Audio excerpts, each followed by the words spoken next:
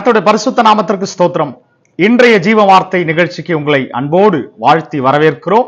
இயேசுவின் நாமத்தினாலே உங்களை வாழ்த்தி இந்த காலைவேளை உங்களை பலப்படுத்தி நடத்த கர்த்தர் அவர் வல்லவராய் இருக்கிறார். ஆமென். நிச்சயமாகவே இந்த காலைவேளையிலே கர்த்தருடைய வார்த்தைகளை நாம் பார்ப்போம். இன்றைக்கும் நாம் தியானிக்கிற வசனம் 1 நாளாகமத்தின் புஸ்தகம் 4வது அதிகாரம் 10வது வசனம். யாபேஸ் இஸ்ரவேலின் தேவனை நோக்கி, தேவரீர் என்னை ஆசீர்வதித்து என் எல்லையை பெரிதாக்கி உமது கரம் என்னோடு இருந்து தீங்கு என்னை துக்கப்படுத்தாதபடிக்கு அதற்கு என்னை விலக்கி காத்தருளும் என்று வேண்டிக் கொண்டான். அவன் வேண்டிக் கொண்டதை தேவன் அருளினார். நல்லா கவனிங்க தேவ பிள்ளைகளே, யாபேஸ் தன் தேவனாகி இஸ்ரவேலின் தேவனை நோக்கி ஒரு ஜெபம் செய்கிறான். அந்த யாபேசினுடைய ஜெபம் எப்படியா இருக்கிறது? கவனிங்க. தேவரீர் என்னை ஆசீர்வதித்து என் எல்லையை பெரிதாக்கி உமது கரம் என்னோடு இருந்து தீங்கு என்னை துக்கப்படு அதற்கு என்னை விலக்கி காத்தருளும். கவனிங்க, அவன் செய்கிற ஜெபம் எப்படியா இருக்குது பாருங்க. இஸ்ரவேலின் தேவனை நோக்கி அவன் ஊக்கமாய் ஒரு ஜெபத்தை ஏறெடுக்கிறான். தேவரீர் என்னை ஆசீர்வதித்து.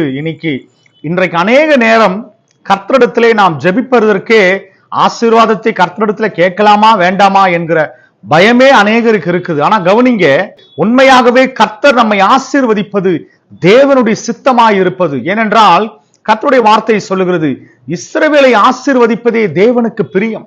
அப்ப கர்த்தர் உண்மையாகவே நம்மை ஆசீர்வதிக்க வேண்டும் என்று கர்த்தர் விரும்புகிறார். பாருங்க, இந்த யாபேஸ் பாருங்க, ஒரு தைரியமா ஒரு ஜெபம் பண்றான். பாருங்க, அவனுக்கு யாபேஸ் என்ற பேரே ஏன் வந்ததுன்னா, அவன் தாயார் அவனை துக்கத்தோடு பெற்றதற்காக அவனுக்கு யாபேசன் வந்தது. அவன் பாருங்க, அதை பத்தி எல்லாம் கவலையே படல.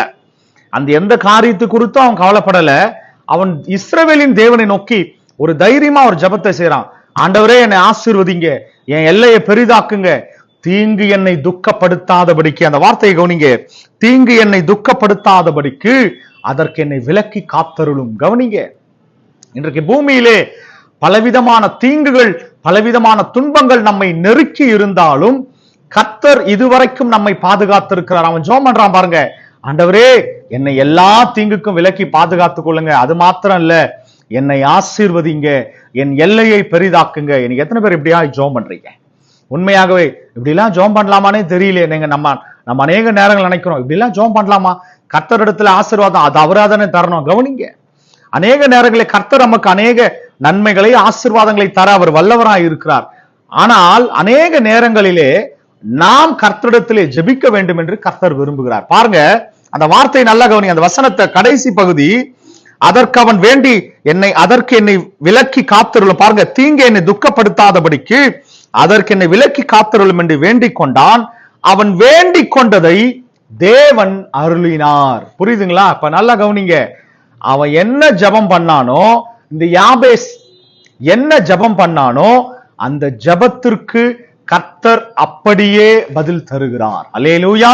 அப்ப நிச்சயமாகவே இந்த காலையிலே இந்த வீட்டிலே அருமையாய் கேட்டுக்கொண்டிருக்கிற இந்த வசனத்தை கேட்டுக்கொண்டிருக்கிற அருமையான தேவ பிள்ளைகளே, அப்ப நானும் எங்க குடும்பத்துக்கான என்னுடைய சொந்த காரியத்துக்கான ஆசீர்வாதத்துக்காக நாங்க ஜெபம் பண்ணலாமா? நிச்சயமா செய்யுங்க. தேவன் அதை விரும்புகிறார். அநேக நேரத்துகளிலே நீங்கள் ஜெபிக்க வேண்டும் என்று. ஏனென்றால் கர்த்தருடைய வார்த்தை சொல்லுகிறது, கேளுங்கள் அப்பொழுது கொடுக்கப்படும். கேளுங்க, தேவனிடத்துல தைரியமா நம்முடைய தகப்பனிடத்துல கேளுங்க. கர்த்தர் உண்மையாகவே கர்த்தர் இந்த காலை வேளையிலே கர்த்தர் உங்களுக்கு ஒரு புதிய ஆசீர்வாதத்தை, நன்மையை, எல்லா தீங்கிலிருந்தும் உங்களை விலக்கி பாதுகாத்து பலப்படுத்தி நீங்கள் கேட்டுக்கொள்வதை தேவன் உங்களுக்கு அளிக்க அவர் பிரியமுள்ளவரும் சித்தமுள்ளவருமாய் காணப்படுகிறார்.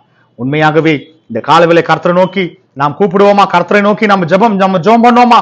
கர்த்தர் எல்லா விதமான ஆசீர்வாதங்களையும் உங்களுக்கு தந்து உங்கள் எல்லைகளை, உங்கள் வீட்டின் எல்லைகளை, உங்கள் குடும்பத்தின் எல்லைகளை, உங்கள் பணத்தின் எல்லைகளை, உங்கள் ஆசீர்வாதத்தின் எல்லைகளை, உங்கள் சபையின் எல்லைகளை கர்த்தர் இன்றைக்கிலிருந்து அவர் பெருக செய்ய போகிறார். எத்தனை பேர் விசுவாசிக்கிறீங்க? என்னோடு கூட ஜெபிப்பீங்களா? கண்களை மூடுவோம். தகப்பனே, உமக்கு நன்றி. இயேசுவின் நாமத்தினாலே உம்மிடத்தில் வருகிறோம். யாபேஸ் அவன் செய்த ஜெபம் உண்மையாகவே, தேவரீர் என்னை ஆசீர்வதிங்க, என் எல்லையை பெரிதாக்குங்க, தீங்கு என்னை துக்கப்படுத்தாதபடிக்கு என்னை விலக்கி காத்தருளும் என்று அவன் ஜெபித்த ஜெபத்திற்கு நீர் பதில் தந்தீரே. அவன் வேண்டிக் கொண்டதை தேவன் நீர் அருளை செய்தீரே. ஏசப்பா, இன்றைக்கு என்னோடு கூட இந்த காலவேளை ஜெபிக்கிற ஒவ்வொரு ஏசப்பா தாய்மார்களுக்காக, ஒவ்வொரு பிள்ளைகளுக்காக நான் ஊக்கமாய் ஜெபிக்கிறேன். கர்த்தர் இந்த பிள்ளைகள் வேண்டிக் கொள்ளுகிற ஒவ்வொரு காரியத்தையும் நீர் வாய்க்க செய்ய, எல்லா காரியங்களையும் கர்த்தர் நீர் அருளி செய்ய இந்த கரத்துல முற்றிலுமாய் தாழ்த்துகிறோம். இன்றையிலிருந்து தடைப்பட்டு இருக்கிற எல்லா ஆசீர்வாதங்களும் கர்த்தர் நீர் வாய்க்க செய்வீராக. எல்லா காரியங்களையும் இயேசுவின் நாமத்தினாலே கர்த்தர் நீர் ஏசப்பா இந்த காலவேளையிலே எல்லா ஆசீர்வாதங்களையும் கட்டவிழ்ப்பீராக, பலப்படுத்துவீராக. இந்த கரம் பிள்ளைகளோடு இருந்து கர்த்தர் நீங்க பாதுகாத்துக்கொள்ளுங்க, பலப்படுத்துங்க, ஆசீர்வதிங்க இயேசுவின் நாமத்தில் பிதாவே, ஆமென். அருமையான தேவ பிள்ளைகளே, கர்த்தர் இன்றைக்கு உண்மையாகவே நீங்கள் கேட்டுக்கொள்ளுகிற, நீங்கள் தேவனிடத்தில் வேண்டிக் கொள்ளுகிற ஒவ்வொரு காரியங்களையும் கர்த்தர் செய்து உங்களை ஆசீர்வதித்து பலப்படுத்த அவர் நல்லவரும் வல்லவரும் போதுமானவராயிருக்கிறார். கர்த்தரிடத்தில் கேட்பீங்களா? ஜெபிப்போம். தொடர்ந்து நிலைத்திருங்கள், தேவனுக்குள் களி கூறுங்கள், கர்த்தருக்குள் பலப்படுங்கள். God bless you all. Amen.